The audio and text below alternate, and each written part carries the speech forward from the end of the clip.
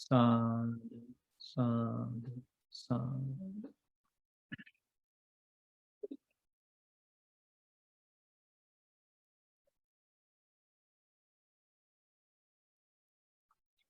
Now we are going to practice some meditation.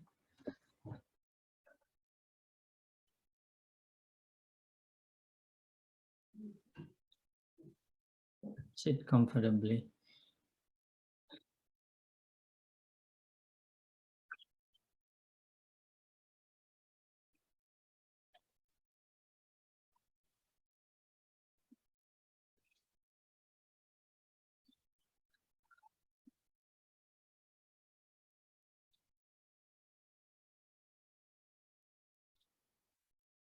With a happy, peaceful mind.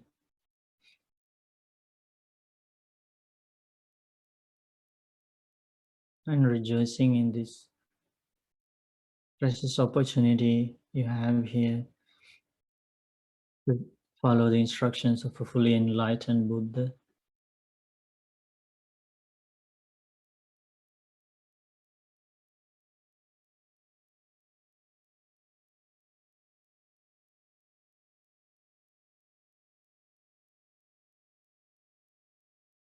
And also the amazing opportunity we have here to gain powerful good karma to our lives by practicing mindfulness, by developing the mind.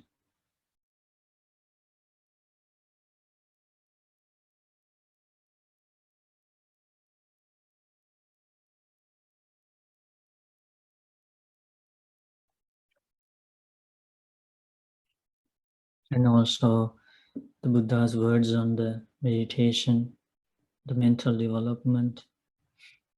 A well-trained mind brings happiness, lasting happiness.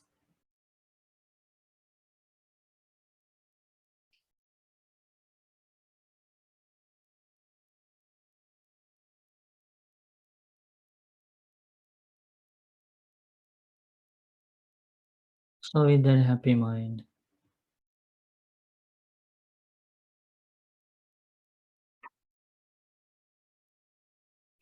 let's begin our meditation.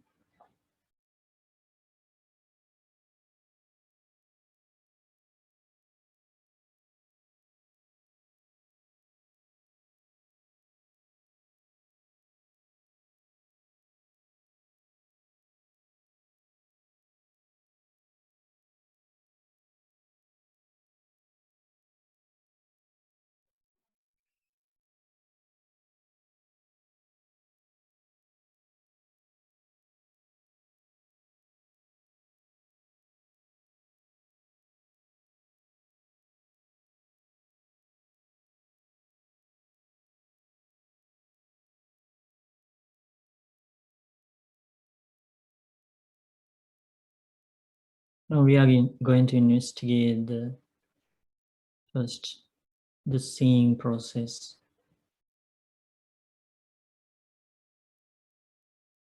The conditioned nature of seeing process. When we open our eyes, when we see things,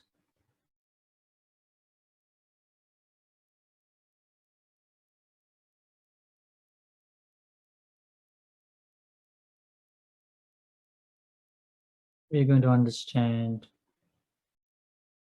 the true nature behind this happening.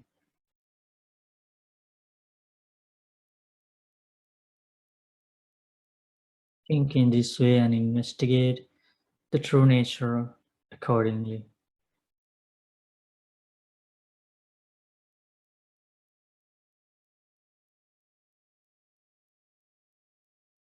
The eye is a conditioned thing. It is conditioned by mentality and materiality.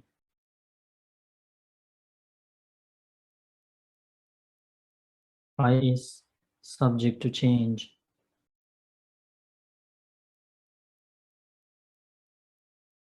Eye is impermanent.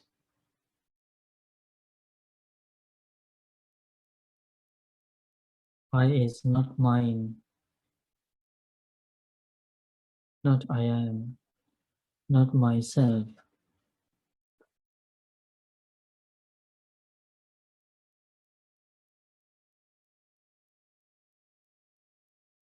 Visual objects are impermanent.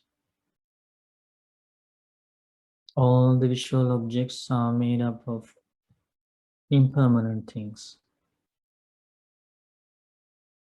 Therefore, visual objects are subject to change.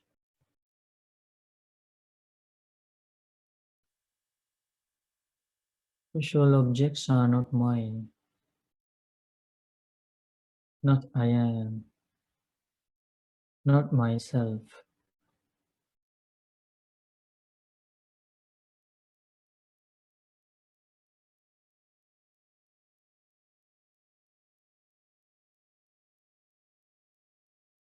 The consciousness recognizes the visual object.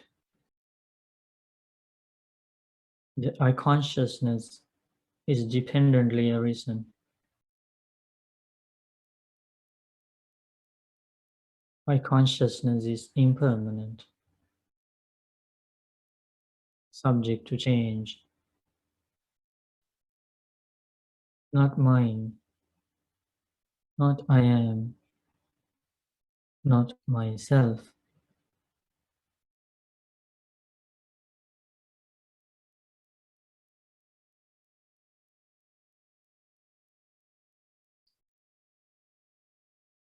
When we open our eyes, three things come together. That is the meaning of I, visual object, and I consciousness. This is called eye contact. Eye contact is impermanent, subject to change, not mine, not I am, not myself.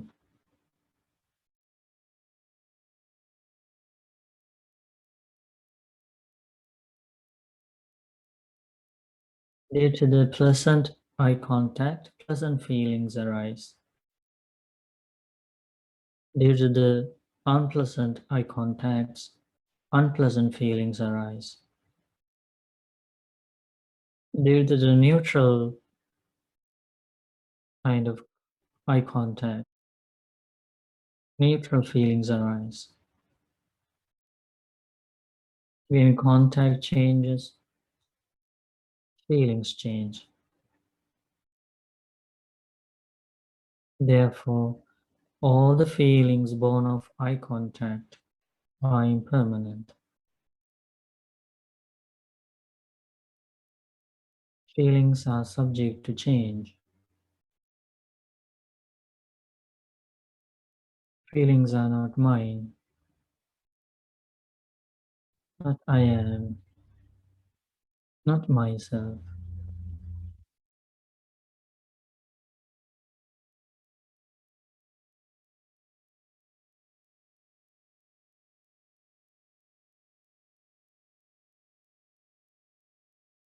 Now we investigate the hearing process.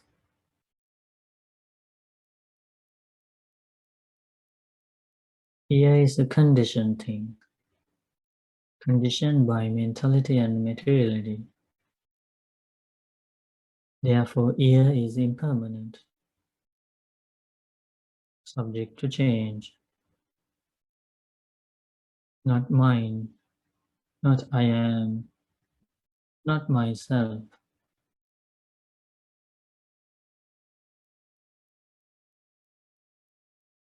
Sounds are conditioned by impermanent things. Therefore, sounds are impermanent, subject to change, not mine, not I am, not myself.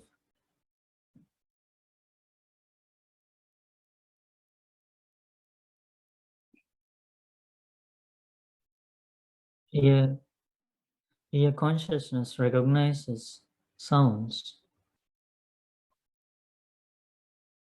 Ear consciousness is conditioned. Here consciousness is impermanent, subject to change, not mine, not I am, not myself. Meeting of ear, sound, and ear consciousness, which is called ear contact. Ear contact is impermanent, subject to change, not mine, not I am, not myself.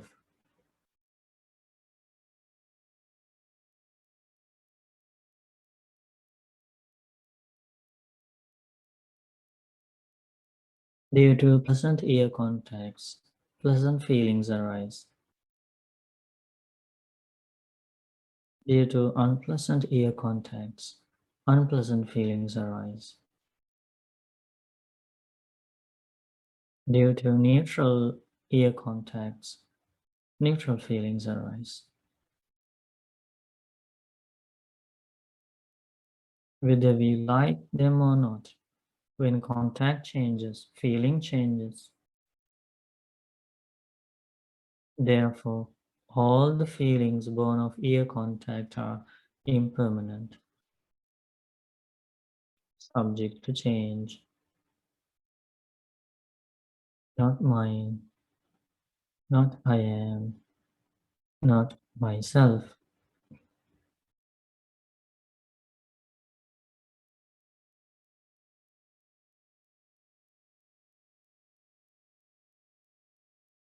Next, we investigate the smelling process.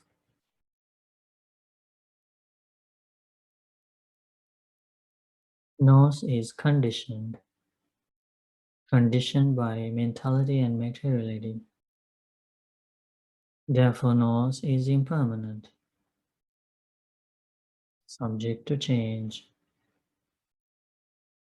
not mine, not I am, not myself.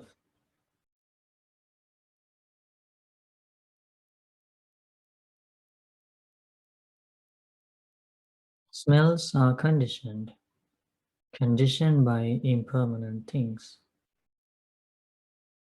Therefore, smells are impermanent, subject to change, not mine, not I am, not myself.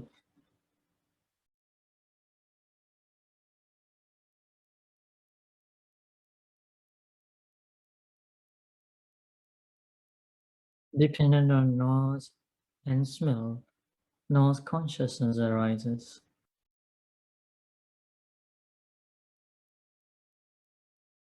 Therefore, nose consciousness is conditioned.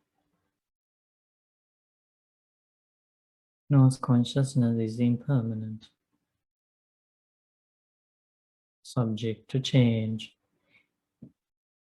not mine, not I am, not myself.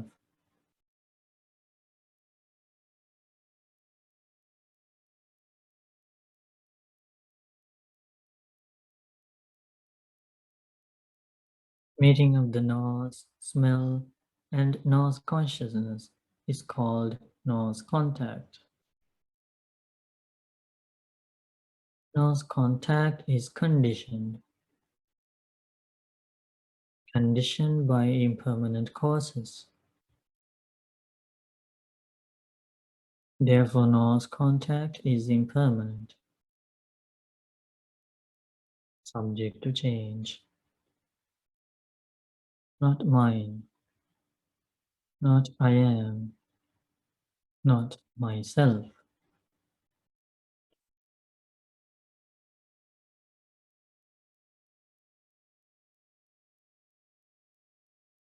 Due to the pleasant nose contacts, pleasant feelings arise.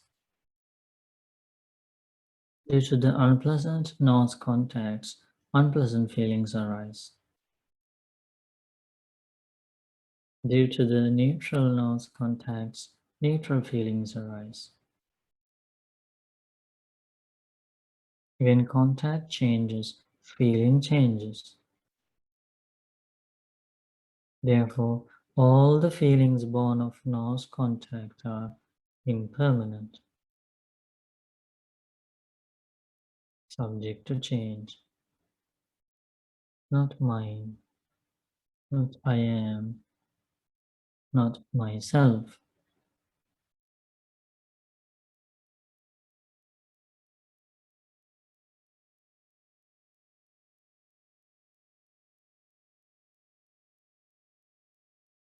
Next, we investigate the tasting process.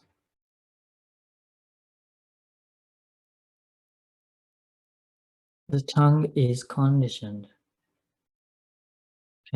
by mentality and materiality, conditioned by impermanent causes. Therefore, the tongue is impermanent, subject to change. Not mine, not I am, not myself.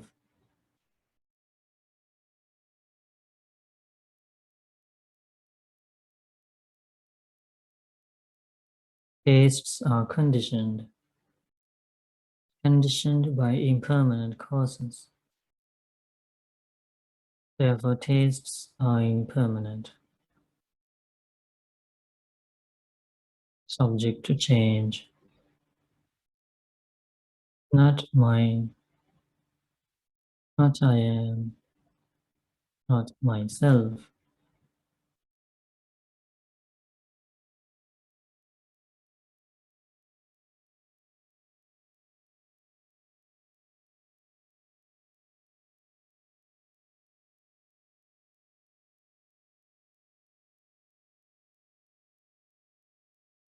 Unconsciousness recognizes the tastes.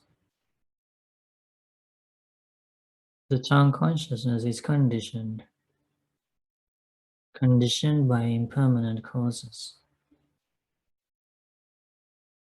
Therefore, tongue consciousness is impermanent, subject to change.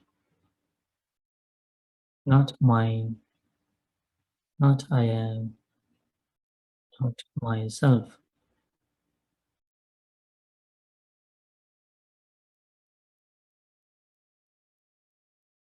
Meeting of the tongue, taste, and tongue consciousness is called tongue contact.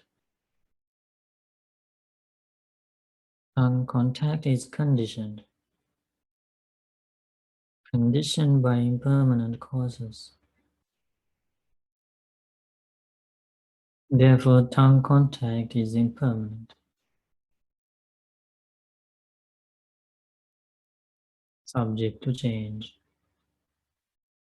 Not mine, not I am, not myself.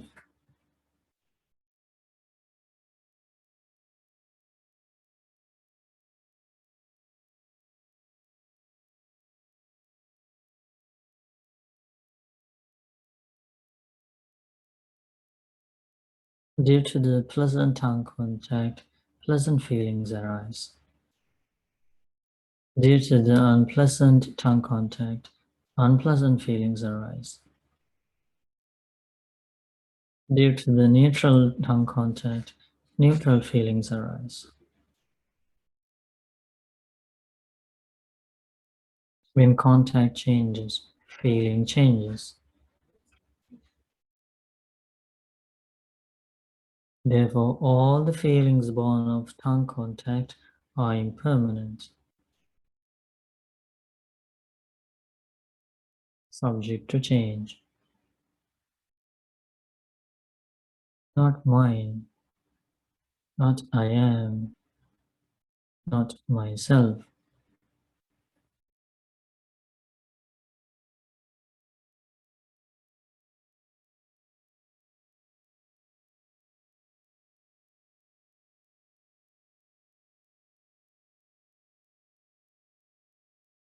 Next, we investigate the sensation process.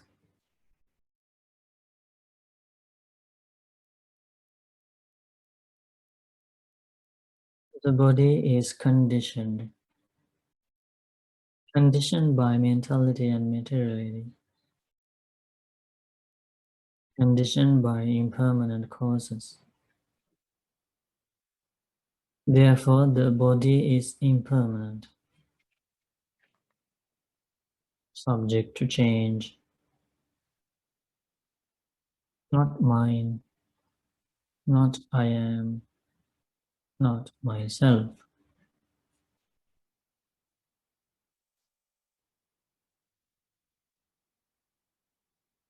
Tangibles are conditioned by impermanent things. Therefore, tangibles are impermanent, subject to change, not mine, not I am, not myself.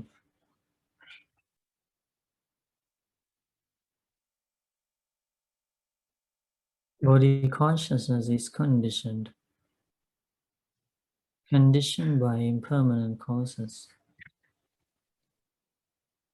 Therefore, body consciousness is impermanent, subject to change, not mine, not I am, not myself.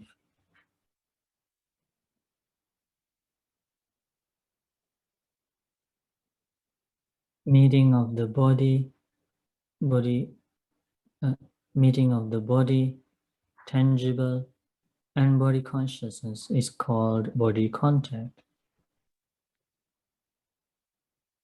Body contact is conditioned by impermanent causes. Therefore, body contact is impermanent, subject to change, not mine, not I am, not myself.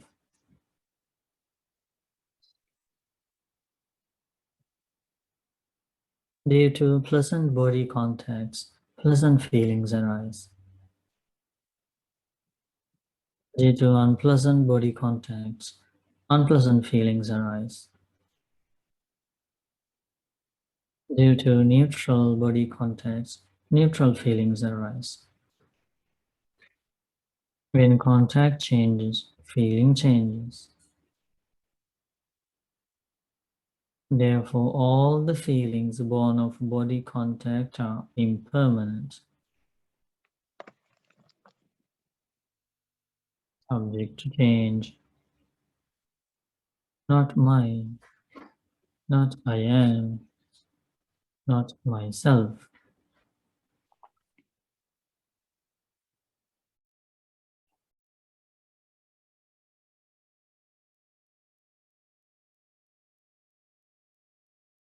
Next, we investigate thinking process.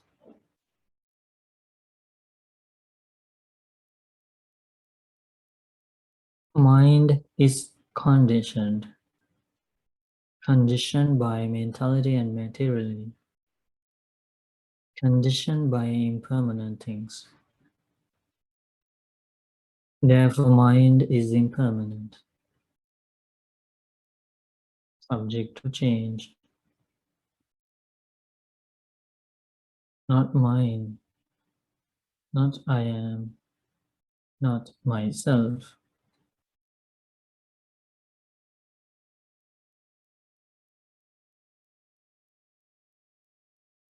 Thoughts are conditioned by impermanent things. Therefore, thoughts are impermanent, subject to change, not mine, not I am, not myself.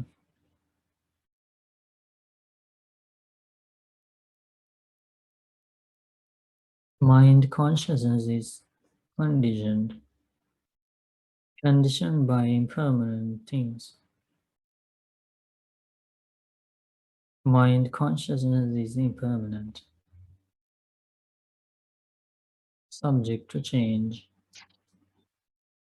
not mine, not I am, not myself.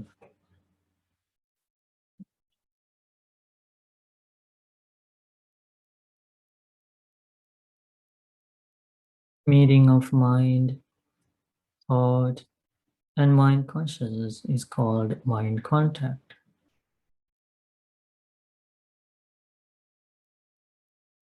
Mind contact is conditioned by impermanent causes. Therefore, mind contact is impermanent, subject to change, not mine, not I am, not myself.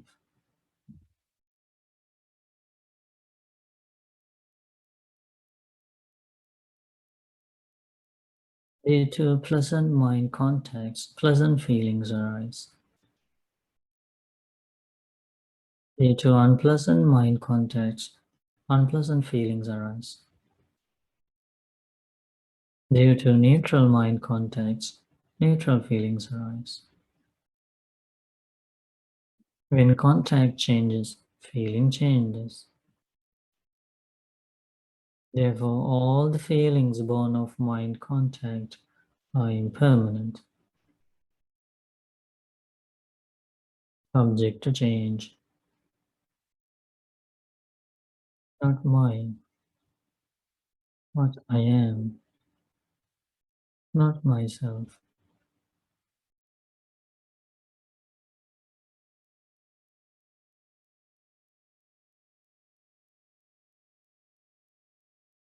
All the pleasant feelings are impermanent, subject to change,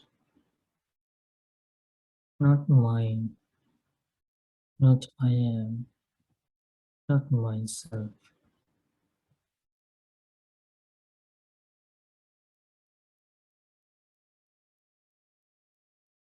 All the unpleasant feelings, painful feelings, are impermanent, subject to change. Unpleasant feelings are not mine, not I am, not myself.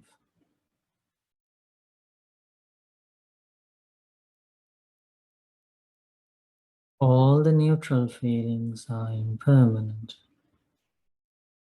subject to change. Neutral feelings are not mine, not I am, not myself.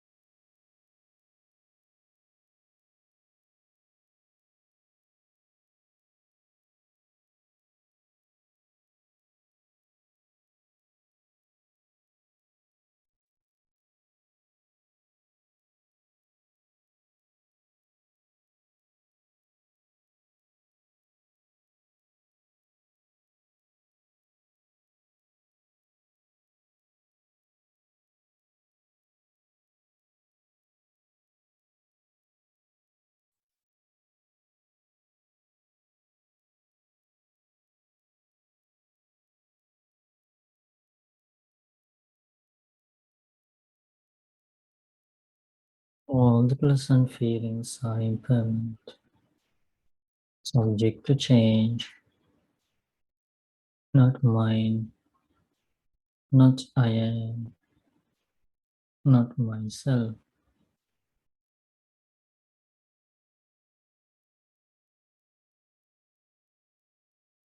All the painful feelings are impermanent.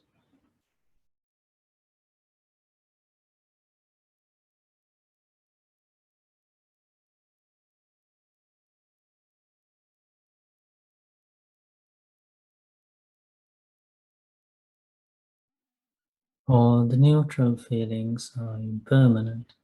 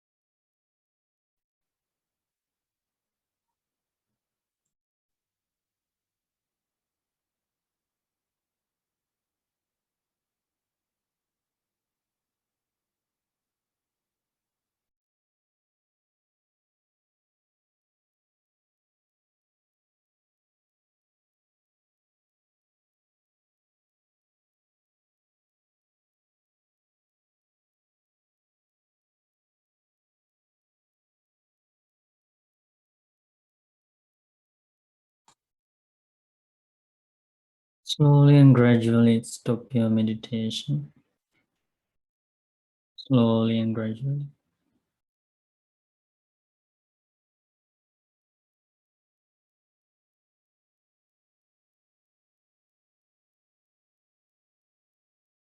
Appreciating the instructions of a fully enlightened Buddha. And rejoicing in the powerful good karma of Vipassana meditation. And sharing merit with all beings in the world.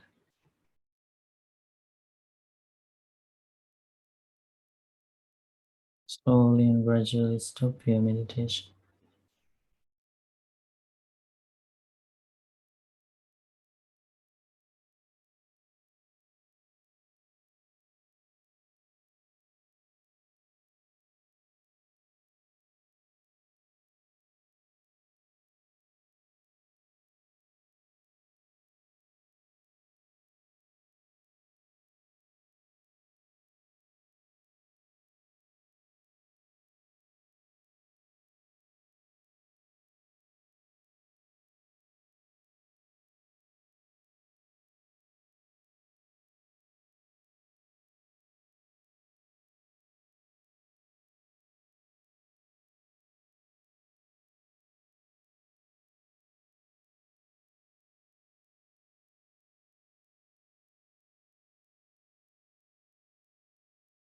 Sadhu, sadhu, sadhu.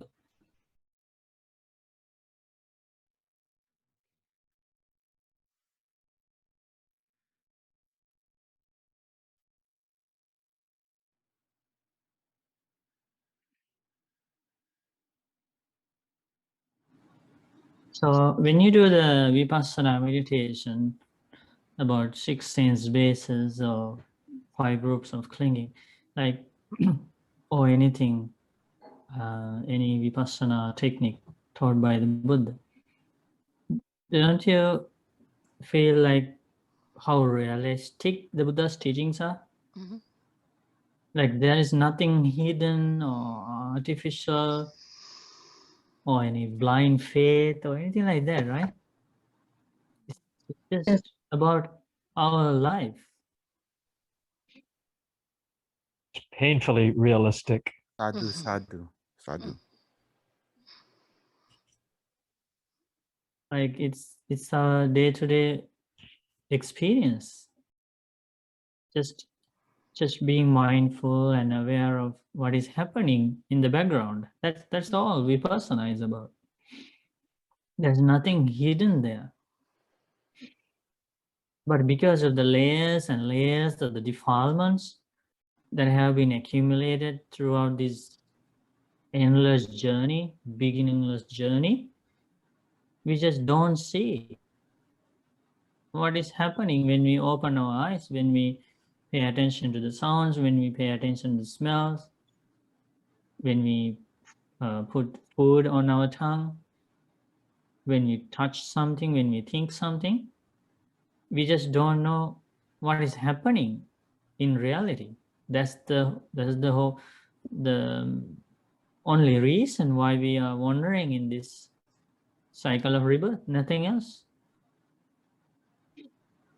That's why Vipassana meditation becomes the most powerful meditation among all meditation techniques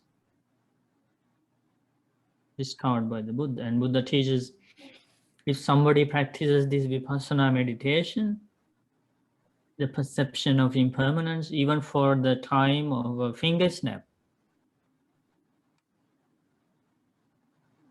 for that second, the good karma that is accumulated in that person's heart, in that practitioner's life, is incalculable, immeasurable. And that good karma accumulated in that second of contemplating the perception of impermanence surpasses, that good karma surpasses all the other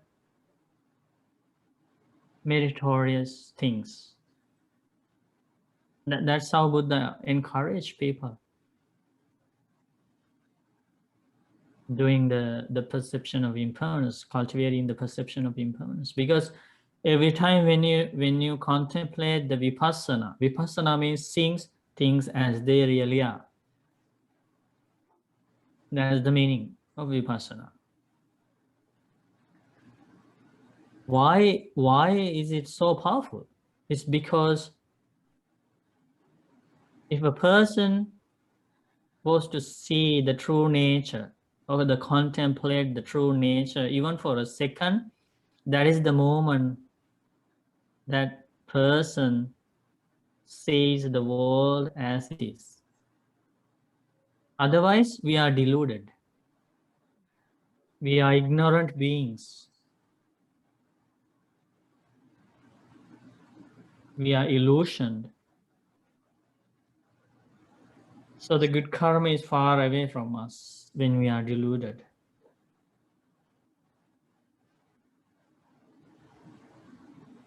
If we are not deluded even for a second in our life, and we are contemplating on the truth of the life, that is this moment we gain amazing good karma to our life. And that is the path to end suffering, seeing the truth. That's why Buddha taught, Samadhing bhikkhave bhaveta. From monks, practice meditation, develop concentration. Samahito bhikkhave bhikkhu yatha bhutam pajanati. The practitioner with the concentrated mind sees the reality of life. And that is the path to end suffering. Isn't that very clear? Yes, It's Bhante. open to anybody, right? Ehipasika, come and see. See what is happening when you see things. See what is happening when you hear things. See what is happening when you smell things. See what is happening when you taste things. See what is happening when you touch things. See what is happening when you think thoughts. That's all Buddha asks us to do. That's all he asks us to do.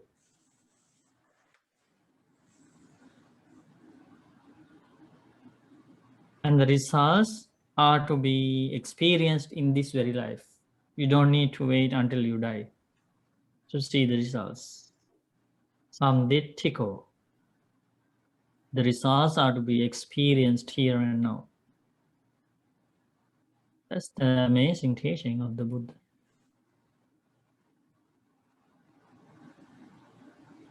And for that, making an effort to see the truth with the help of the teachings of the Buddha, Buddha never expected anything for him.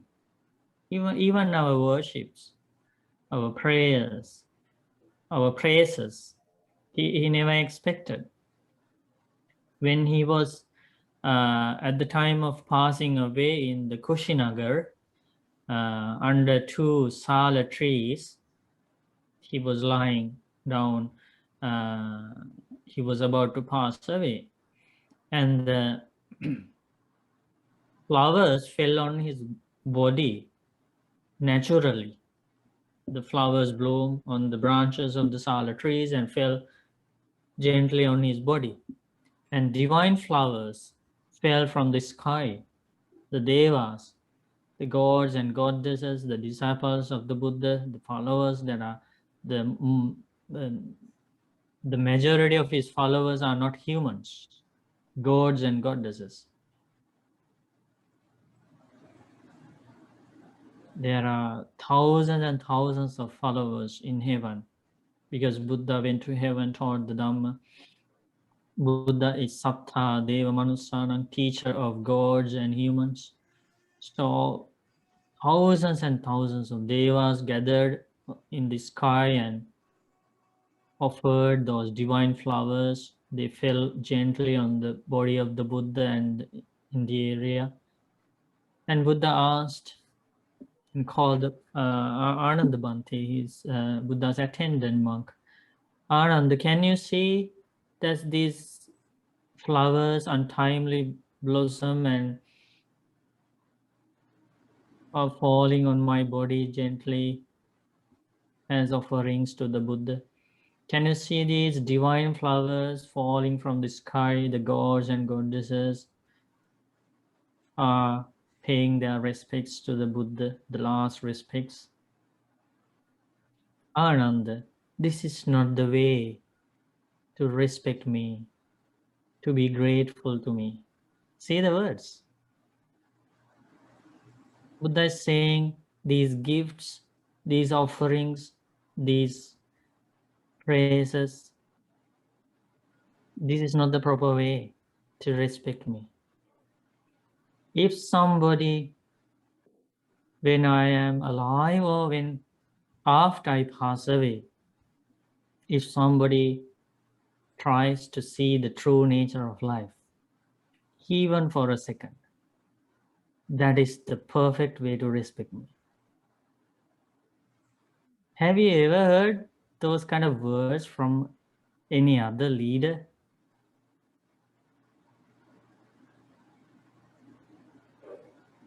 No, Bhante. He didn't expect even a single flower from us. He is not here to accept our offerings. He is not here to accept our praises. He is not watching at us to see how whether they are grateful, whether they are respecting me. No, he's not here. He attained final passing away, parinibbana. He ended the cycle of rebirth. And he achieved his goal. When he was just born, he proclaimed his goal. Agohamasmi lokas, I am the greatest in the world. Jetohamasmi lokas, I am the eldest in the world. This is my final birth, which he achieved. So after Buddha passed away into final nirvana, Buddha didn't take rebirth in any of the realms, because birth in any realm ends in aging, sickness, and death, which includes in the noble truth of suffering. So Buddha escaped from suffering. And out of compassion, Buddha shared these teachings. And so Buddha said, Ananda, if a monk, nun, male lay follower, female lay follower,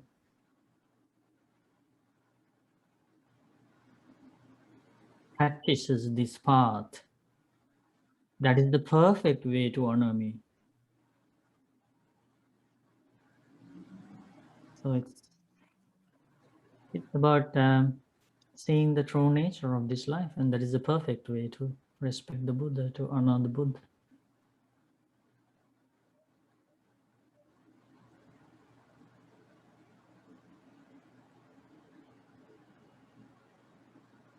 Harry, you had a question?